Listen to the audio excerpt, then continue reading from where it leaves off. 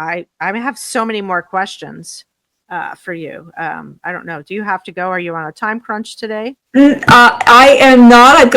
I'm good for a little bit. Go ahead. All right. That's good because I know that people are going to want to, know more. I know my audience is going to be like, oh my gosh, how can we do this? So what about our cat people? Tell me, is there anything Sure. in the feline? Let's talk about the cats. So right now, Volition Veterinary has just won their first peer-reviewed paper for feline cancer, and they're doing more on it. We believe, or they believe, that there will be a test introduced perhaps in 2026 for feline cancer. I don't know any more about it, but there was a peer-reviewed paper that just came out from Volition Veterinary, and their team are scientists and veterinarians, and they're doing such a beautiful job. So keep your eyes peeled for that, because it is happening. It's just cancer's so new, and it's not so new, but you mean the research behind it. The research behind it is so new, right? It really is. And like when I was, going through your website, I was like, wow, this is amazing. I think there needs to be, I don't know, something else out there where people can say, my dog had a behavior change. What's that about?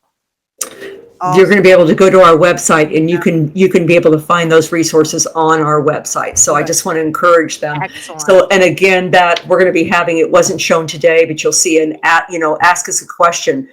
Put your question in there. We've got a team that can answer those questions for you. Is that on your site? Because we can show it. It is going to be on our site. It is going to be on our site effective next week. Okay, all right. I'll go back. Yeah, this won't come out for like 2 more weeks. 2 more weeks. I've got somebody else. Definitely check out the website. Ask us a question, and we're going to get back to you. Yeah. Tell people, I want all your socials also, like where other than we've got your website, right? So let's tell people your website is moosesmarch.com. Right. And Facebook, Instagram, LinkedIn, you can find us on Moose's March, and it's just under Moose's March. You'll be able to find us. And you'll be able to see us. And so we're small but mighty, and we are out there.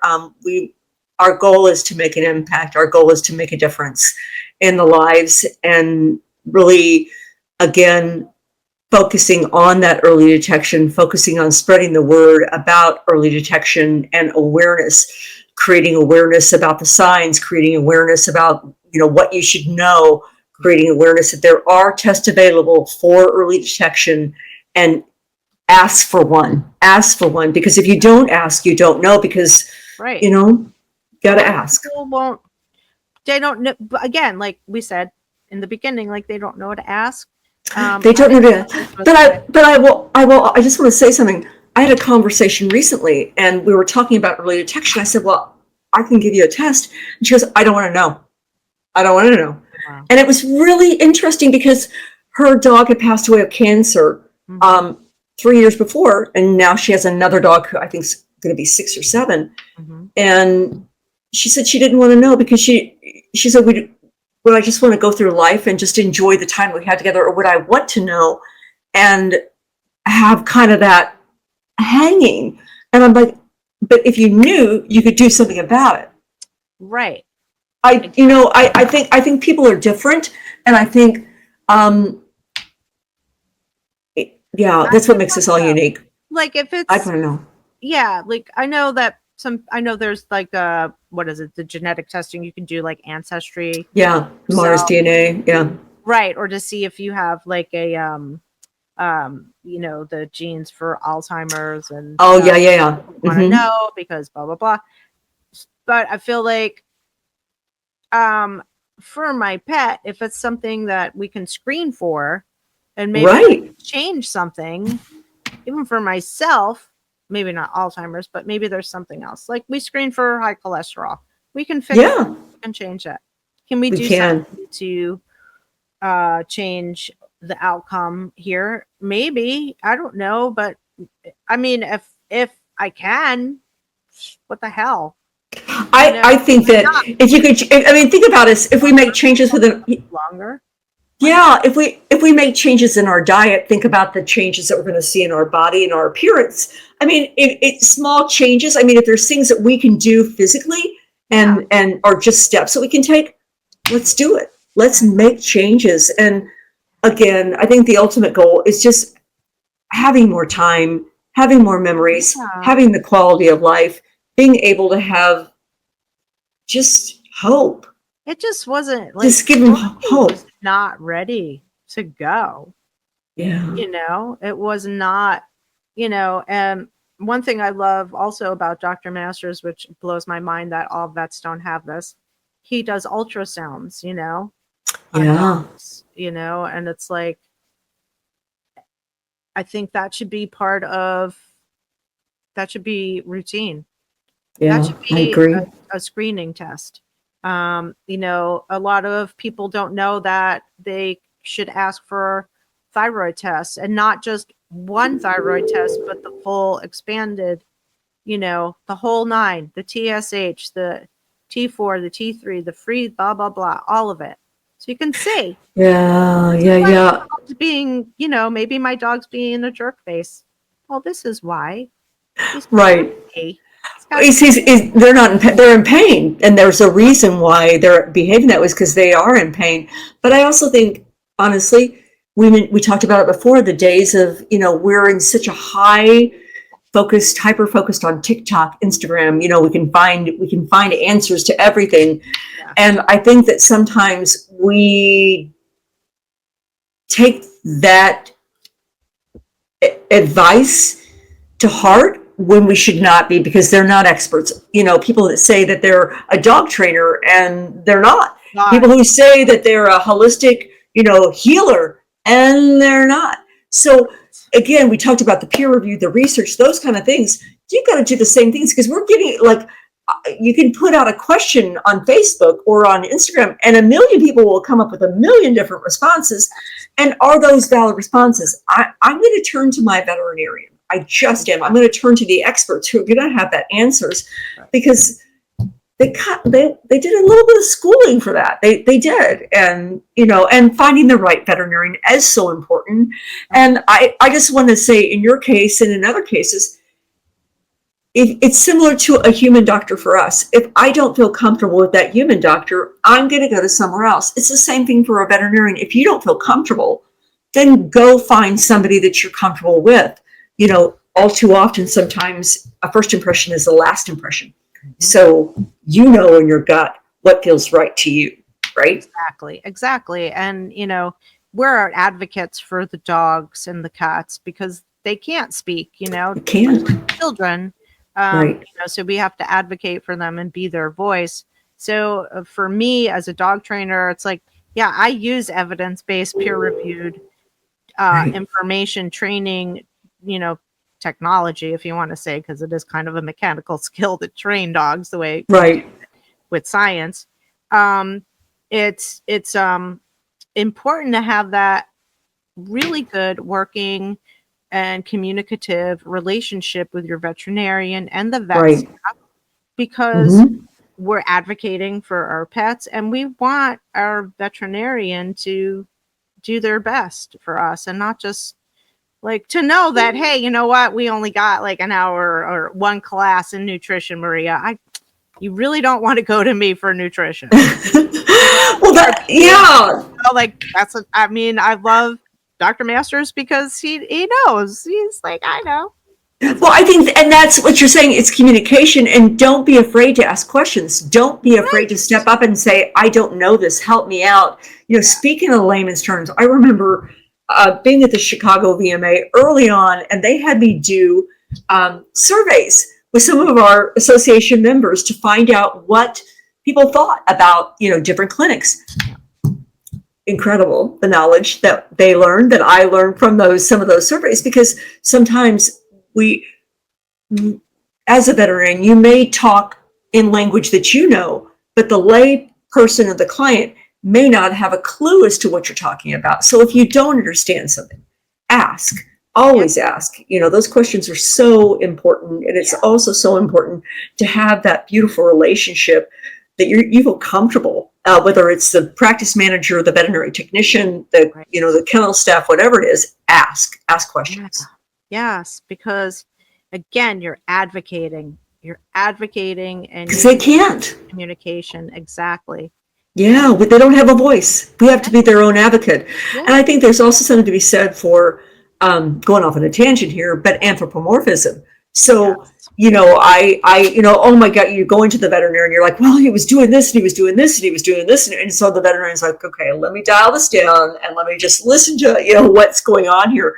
And I think that's a struggle sometimes because we put our own feelings and emotions on our dogs of our own. Well, it's interesting. It's hard. Yeah. And it's hard. Up and down the leash. Especially in dog training, people are pressing their dogs all the time. And I'm like, all the time. We don't know what they're thinking. Seriously. Like, I'd be like a billionaire if I knew what they were thinking. You know what I mean? So those little bubbles that appear over their heads sometimes. Right. And it's like, I mean, they're highly intelligent, no doubt. Yeah. We do that. But it is important to really listen. And, I do tell people to do their research because I think it's important for my clients to know, hey, there is a class of drugs out there, or there are these tests out there. But, don't just listen to me. Don't just listen to Joe Schmo. Go and do the research. Go onto these peer-reviewed websites. Are there actual studies being done with a sample size larger than 20 dogs, or 20, whatever the case may be. Yeah, let's absolutely. Do that research because it's important for them to know, no, I don't want to give this drug to my dog because I know that it causes, it actually exacerbates noise phobia. So I'm not going to do that. Can we do this? I heard about this drug. What about this drug? And have that open dialogue. Yeah, agreed 100%. Oh yeah, just go somewhere else because you're the paying client. You're paying them. And I'm not being like, oh, so whatever. I'm not, but you're the consumer. You're the, Exactly. So you should get what you pay for. And, absolutely. Do your research, really. You've got to. Now you had mentioned that I'm jumping around a little bit. You had mentioned that you recommend that people who have dogs that are maybe around age 7 do this test. Yeah. But what if we want to do it earlier, or is that a time where you're absolutely. I think what we're seeing is really dogs around the age of 7. You can start to see 1 in 3 dogs over the age of 7 will be diagnosed with cancer. Just know that 1 in 7. Right. 1 in 3 dogs over the age of 7 will be diagnosed with cancer. So it's important that you start at least the testing around 5 or 6. That's important. And if you have a dog that is predisposed to cancer, like a boxer or German Shepherd, a French Bulldog, all these, a Golden Retriever, a Labrador, make sure that you're testing these dogs at about 3 or 4 years of age. And that way, just staying on top of it, how important that is. Really important. Okay, so now I've got a purebred dog. I've got a purebred, let's say boxer. And we know that they're prone to getting cancer. But my breeder has done all the genetic testing. So I don't really need that. Should I still get that test done? Absolutely, you should. Okay. Absolutely. Just because a breeder has done all the genetic testings on it doesn't mean that they've, that is the final say so and the final end all result. And yes, absolutely. Right. End all be all. Thank you for saying those words. Yeah. I couldn't come up with that. So it's important. This is your family. Yeah. This is my child. You want to be able to give them the best, and that's the care. And so wonderful that you got from a beautiful breeder, wonderful that you got from an AKC registered breeder who's done the DNA and the genetic health testings and all these different things. Go a step further. Go a step further. Okay. Now, will it say when I do this test, will it, and it says, oh yeah, your dog might have cancer, be disposed to cancer. That's the wrong word, but you know Right. what I'm trying to say. Or is it going to say, oh, it's going to have this type of cancer, or more prone to lymphoma or a brain tumor? So what it is, and I'm just going to read something here. So it's from the nucleosomes. So what it does is it quantifies so those circulating nucleosome levels in the blood, and so it measures and then it analyzes those, and so it can help identify patients who may have cancer. If that comes back as a positive, or that that it is elevated, then it will be confirmed with a follow-up procedure, and that might be a biopsy or a scan. I'm not a veterinarian, and so I don't want to. Again, I'm going to the site here, but for the testings, they look at healthy cells, abnormal cells, pre-invasive cancers, and invasive cancers. Okay. And so they look at the screening, the symptomatic onset, and the early diagnosis. And so from healthy cells to metastatic cancer, every stage of cancer, it tells a story. Okay. And so the Nu.Q cancer test slots within those categories. And it's a proactive, it's a pivotal point, and it's really a turning point in early diagnosis. And also, it's a moment that can take you as the pet parent out from a crisis moment to where you find out about it suddenly to more of an informative diagnosis, if that makes sense to you. Very much so. Okay, yeah, I think that's a key. Yeah, and more, I feel like you could be more proactive. Right? Absolutely, it is being proactive, right? Because you're taking that information. What am I going to do with that information now? I now realize they've gone from a green to a yellow. It's not a red yet. So again, your veterinarian can work with you more on that, or the team can. So tell the people, you said Nu.Q and you said NU. Right, it's NU, capital N-U-Q, capital Q, and the company is Volition Veterinary. And that is who again, it's a beautiful cancer test, early detection test through Volition Veterinary. And if you could even pull it up now, if you wanted to go directly to their website, it's Volition Veterinary. But they have more information on there, and you can talk to your veterinarian about that and about the pet cancer test. And they actually have the capability to diagnose and take that blood result within their clinic and do the diagnostics for you right there. Okay. So now you find out your dog has cancer, early detection. Yep. Does that blood test say, okay, you can do X, Y, Z, or is that to come up with a plan with your veterinarian? How does that? Yeah, so from there, if you would have the elevated levels of the cells, you would then make a determination to say, okay, I have elevated cells. I can get a scan now. I can get a biopsy. What is my next step? Because before, if you determine that your dog might have cancer, they would have to go in and do a very invasive biopsy, or something that was that was more invasive, where this is simply a blood draw to make the determination first, where the early detection happens first, and how important that is. From there, you would do the biopsy, you would do the scan, and then you would work with your veterinarian. Again, that's something, again, I'm not a veterinarian, but they would help you make the determination. One thing that I do want to point out, though, looking at pet cancer and oncology and veterinary oncology, I think we just talked about that number of 6 million cats and 6 million dogs are diagnosed with cancer every year. Yeah. There's about 900 veterinary oncologists in the world. Wow. That's it. So we're very short on those, and very, light on the veterinary oncology and how important it is for that early detection. Very much so. And I mean, we have some amazing veterinarians out there that are doing amazing work. Beautiful work. vet techs and vet, nurses and Absolutely. it's like incredible work that is being done in your Yeah. community for sure. Yeah. Some really great people out there. I love the science. I love the research.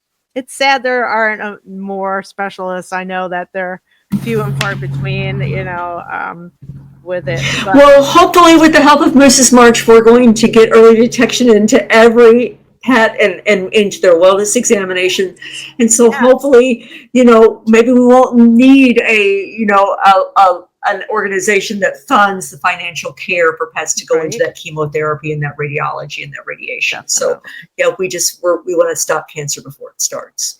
Now, absolutely. Again, being proactive. I love it. Mm-hmm. That kind of rolls right into the next question that I had for you. I saw that you have some nutrition. You have nutrition training. You're certified. I do. I am certified in pet nutrition through the North American Veterinary Community. Right. Yes. I am. I enjoy that. I understand about the importance of nutrition, and my background is one of morbid obesity, and so it's important for our dogs to feed our dogs a healthy diet, and us as well. And there are foods out there that may not be the best for our animals, and just understand our pets, and understanding more about what goes into our body comes out of the body. Yes. And the quality of ingredients that we're putting into our bodies is so important. Yeah, it is, definitely. I've done some studying with Dr. Ian Billinghurst years ago. One of my first behavior conferences was a course with him on nutrition. He's out of Australia, and I was like, "Holy crap!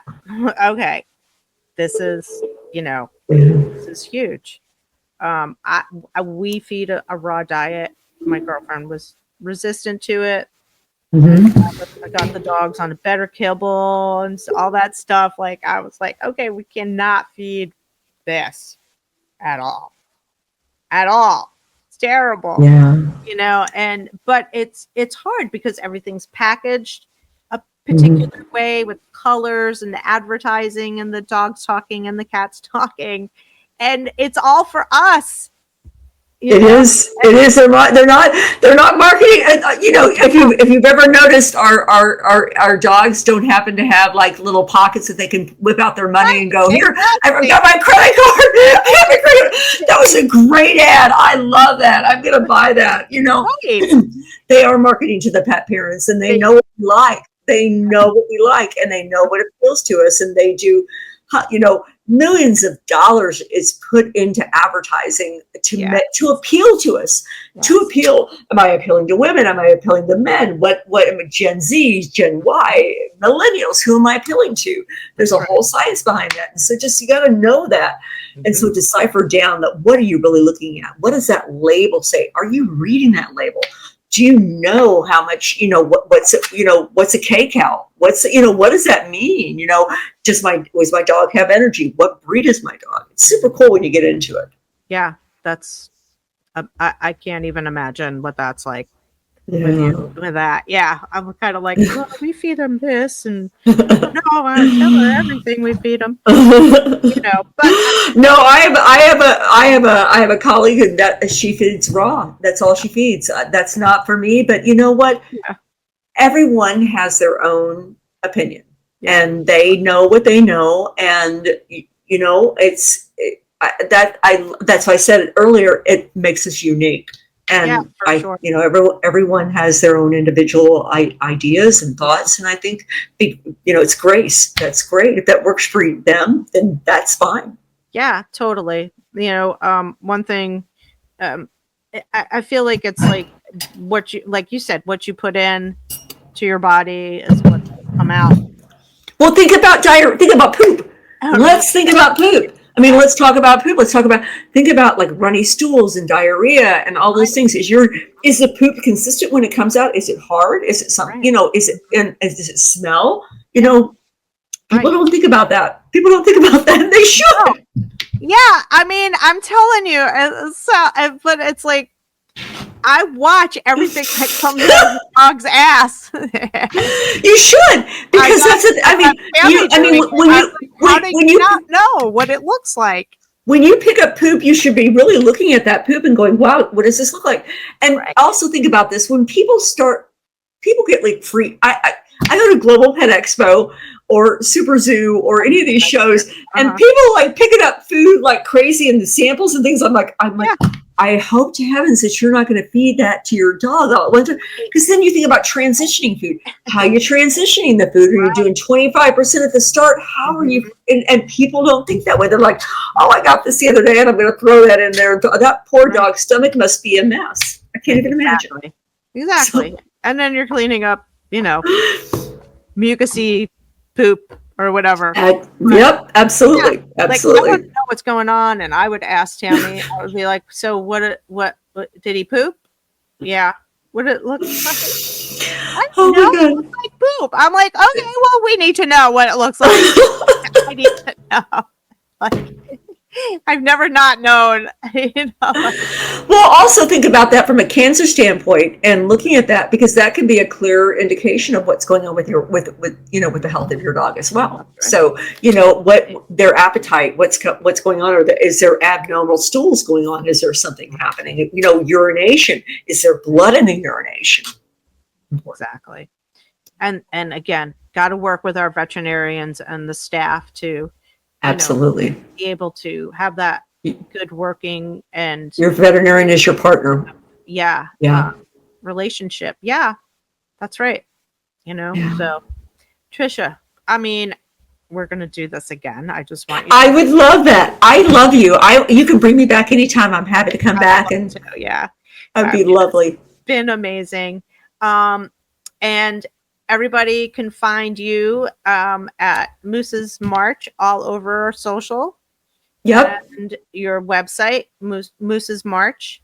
And we're going to promote early detection. So, yay. I would love that. Thank you for having me. It's been my honor, and I love our conversation. I love the different roads it took us, and it's fun. Yeah, and we need to make, not that we need to make cancer not a taboo subject. We're working with I'm just going to give a shout out to Dr. Manson Yao. She's a comedian and she's a veterinarian. She's going to be making some fun videos for us on talking about how to provide cancer, early self-examinations to our pets, both cats and dogs, and how you can examine your dog or your cat and what that looks like. Make sure again, we have to start talking about it. We have to bring this cancer up into conversation. And if we talk about it the right way, it could be a conversation of grace and humor and not one of sadness. That's right. And I think it's important to be open and understanding to people's grief with absolutely loss, of the pets that we have and that we share our lives with. And that, some people don't understand that, but I think it's important. And I think that I encourage everybody to get support for the loss of their pet when they lose a pet, because it's absolutely. There's the Association for Pet Loss and Bereavement. Check out their website. There's also another organization starting up called Love Baxter, and you're going to find every resource imaginable on his website. I think it's going to be launching about the same time this podcast airs, but and it's so incredible, that we have to talk about grief. We have to acknowledge it. We have to address it. There's just so many things that we need to talk about. And I think as we grow, as we come into things, as we understand more, that it's okay to talk about things. It's better to talk about them than keep them in. Yeah. Thank you for having me. I just appreciate you, and I love you to death. Thank you for having me. True. Don't hang up, Tricia, because I've got to stop the recording. And I will not hang up. You're not getting rid of me. You can't get rid of me. I'm not, but I'm going to end the recording. And then I'm going to stay here for the rest of my life. That's right. You